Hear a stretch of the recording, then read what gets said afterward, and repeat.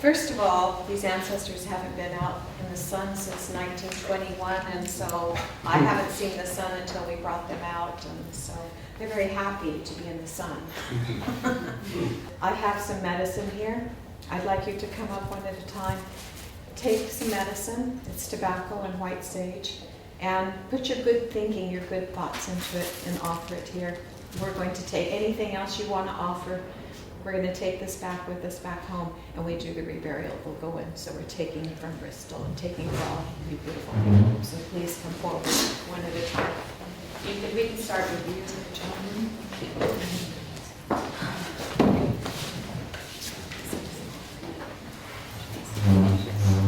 While you're doing that, I'm going to sing the Going Home song. Ya mon hene, ya mon hene, ya mon hene, ya mon hene, ya mon hene, ya mon hene, ya mon hene, ya mon hene, ya mon hene, ya lo ya mon hene, ya mon hene, ya mon hene, ya mon hene, ya mon hene, ya mon hene, ya mon hene, ya mon hene, ya mon hene, kingado, ya mon hene, ya mon hene, ya mon hene, ya mon hene, ya mon hene, ya mon hene, ya mon hene, ya mon hene, ya mon hene, kingado, ya mon hene, ya mon hene, ya mon hene, ya mon hene, ya mon hene, ya mon hene, ya mon hene, ya mon hene, ya mon hene, kingado, ya mon hene, ya mon hene, ya mon hene, ya mon hene, ya mon hene, ya mon hene, ya mon hene, ya mon hene, ya mon hene, kingado, ya mon hene, ya mon hene, ya mon hene, ya mon hene, ya mon hene, ya mon hene, ya mon hene, ya mon hene, ya mon hene, kingado, ya mon hene, ya mon hene, ya mon hene, ya mon hene,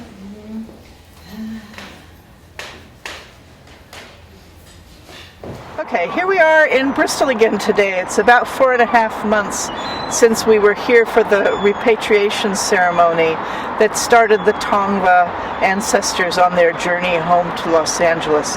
And today we're going to sit down with Sue and with Ray to talk about the whole experience of that repatriation in retrospect. We're right here on the harbor near where Alfred Hutchins was born and close to the museum where the Tongva ancestors were held for nearly a century. I'm Ray Barnett. I'm the head of collections and archives within Bristol City Council, a division of the Bristol Culture and Creative Industries, which is responsible for its museums and archives, arts and events services. I'm Sue Giles. I'm now Senior Curator the British Empire and Commonwealth collection at Bristol Museums, Galleries and Archives. But for many years I was Senior Curator for the World Cultures collection, which includes the ethnography material, including human remains. So Sue, you've worked here a considerable time, responsible for our World Cultures collection here at Bristol Museum and Art Gallery, much of which is not actually on display to the public but behind the scenes and available for people to actually see there. Can you tell us a bit about that collection and in particular how the organisation has faced up to its responsibilities around potential repatriation of human remains and grave goods? Well, the World Cultures collection has about 12,000 objects in it, and there's at least 100 human remains in there. I think we became aware of this, well, in the 1990s, really. People started thinking about human remains and whether they should be on display, how you should treat them. But really, we only started thinking about what we do with them when we were approached by the Australian government, who were organising repatriations of Aboriginal Australian human remains on behalf of the Aboriginal people. And at that point, I think I started listing everything we have, which, because we have a skull collection made in the 19th century, is quite big. And it was really that. And then a few years later, the New Zealand Te Papa, the National Museum on behalf of the Maori people, started organising repatriations of Maori skulls. I think we were all very happy with the idea that with human remains, there is no question about repatriation. So any request for repatriation, we do have a policy that says we will normally accept it and return the objects. It gets more complicated when you're talking about objects, perhaps, when our policy would say we look on those on a case-by-case basis. But we did feel we set up, as part of the Australian and New Zealand, the Aboriginal and Maori repatriations, we wrote the human remains policy, as many other museums around the country were doing at the same time. And we did agree that human remains were not on display. They were usually not freely available to researchers or to inquirers without a very good reason or a link to those people. So why keep them in a cardboard box in a store when usually there is a huge healing process that happens if they are returned to their people? So the situation now then is that the human remains that you are looking after are all catalogued and listed individually? They're all catalogued, they're all listed, they're all marked up as human remains. The ones we have left are ones where there's been no requests for repatriation. There's probably no infrastructure for dealing with repatriations. So with those, they are just sitting in a space within the museum, and we wait and see what happens with those. Maybe we'll be proactive about trying to return some. Maybe we'll be reactive if people ask. But at the moment, we're being more reactive than proactive. And how much information is there held by Bristol museums about those individual items, and how much help can you get externally to try and find more about the provenance of them? It varies with every donation, with every object, every piece of the human remains. So, for example, with the Hutchins donation of the 2 skulls and the grave goods, we had a history file from him with some letters and press cuttings and various bits of information. So there was some very good background documentation for those 2 skulls, which made a very clear link about where they had come from, where they were, which helps to decide what should happen to them. So we had this basic information, and that meant that people could build on that with research from Terry Brewer, from the UCLA, various academics and researchers who got involved in the project. They were able to, from knowing exactly where the pieces came from, because it was in our history file, they could then do a huge amount of research which helps pinpoint far more where those two particular skulls were from. With other skulls that we have in the collection, it's far more vague. So, for example, the 4 Maori skulls that we have were returned. All we had in the files was a reference to a donation, 4 donations at different times, but we weren't even sure which skull came from which donor. So they were just 4 Maori skulls by that stage, but that was 100 years plus since they were given to the old institution museum. So are we proactively seeking to look where the other remains may go back? We're not at the moment, because of where they're from. I think it would be difficult. None of those are asking for returns. None are particularly interested, I think, in returns. But maybe we'll start making inquiries, and who knows. We now have a lot of experience. Lisa Graves did a lot of work on the process of repatriation. So we now know all the paperwork that you have to do to work through that. It's not just a matter of the finding out about the skulls, the research, the desire to have the skulls returned, or the human remains returned.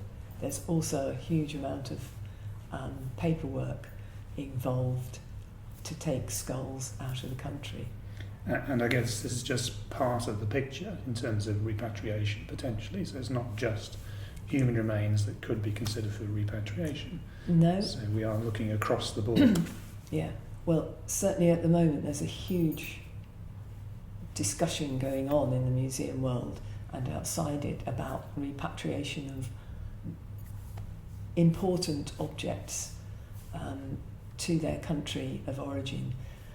And it's something that I think the DCMS, the Department of Culture, Media and Sport, and the MA and the various subject specialist networks within the museum world, they're all currently looking at this and thinking about updating the guidelines that there are on repatriation and restitution.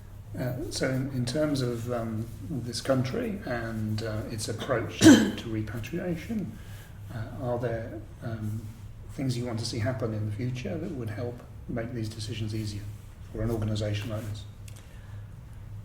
I think for the return of cultural objects, one would be that there are guidelines, national guidelines from the top, from the government, which don't tie us to doing what's said in them, but give us a broad outline of what we can do, because sometimes I think regional museums are actually ahead of nationals, because nationals are so tied by their founding constitutions. So I think a bigger, a bigger network that can discuss these, that can coordinate between the originating communities, the museums that hold objects, get discussions going. But it does take time, it does take resources. So it's always something that has to be worked through, sometimes very slowly, sometimes quite quickly, but often quite slowly, because it simply does take time, the discussion and the organisation of anything. So you've described how the situation is in this country and how we might get hopefully better guidelines and assistance in future as a community of local museums and regional and national museums. Are there problems, though, in terms of dealing with different countries and the way that they approach this particular issue? They do vary because, for example, with the Maori, that was state sponsored, if you like.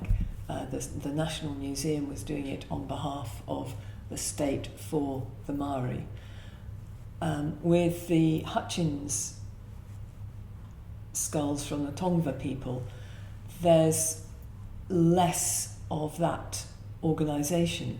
So at an international level, there is no federal overarching policy. There is for internal, but not for international.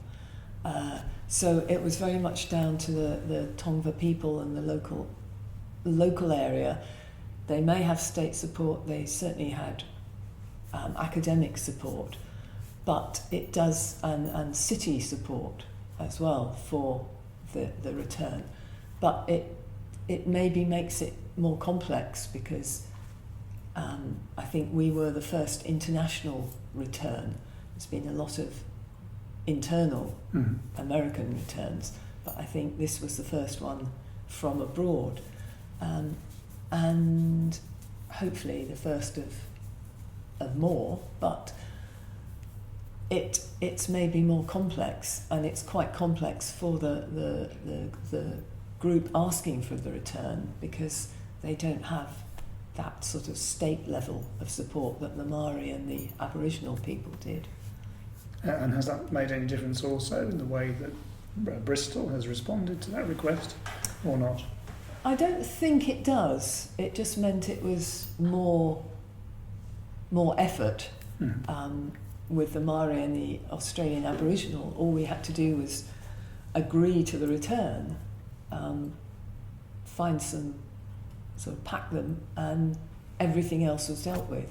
With the Tongva skulls, as I say, Lisa had to sort out all the paperwork with the Home Office, check the rules, find out what was and was not permitted, and how you export human remains.